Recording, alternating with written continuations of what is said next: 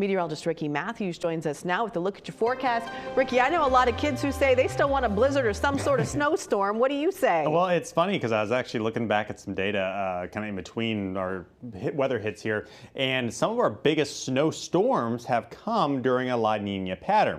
And it kind of makes a little more sense because when you have colder than average conditions or you have drier than average conditions, that oftentimes leads to more dry air, and it's hard to get these big snowstorms with dry air in place. However, if you have a little bit warmer air, a little bit of more air that's kind of closer to right near that freezing point, that usually has more moisture with it. And sometimes we can get these bigger snowstorms despite winter perhaps being a little bit warmer overall as a whole. So either way you look at it, I feel like snow chances here in Hampton Roads are sometimes just a toss-up. Obviously last year we barely had anything. We had a little snowstorm 2022, but really it's been a few years since we've seen the bigger snowstorms, that 2018 blizzard and a couple others big snowstorms back in the kind of 2010 time period.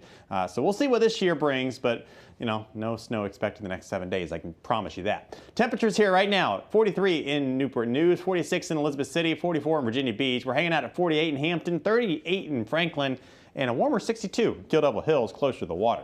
We'll see temperatures a little on the cooler side this morning, then warming up to around 70 by midday. Should be in the mid 70s to upper 70s region-wide this afternoon. Depending on where you're at, your number may vary a little bit, but overall a nice day today with 71 in Corolla, 74 in Virginia Beach, and close to 80 Williamsburg into Wakefield. All right, tonight, once again, similar to this morning, we'll wake up to temperatures around 50 in the metro and in the upper 30s to low 40s towards Franklin into Wakefield. A little warmer for the Outer Banks once again with that wind. Still light, but with a little bit of an influence off the water. Temperatures should be a little warmer there.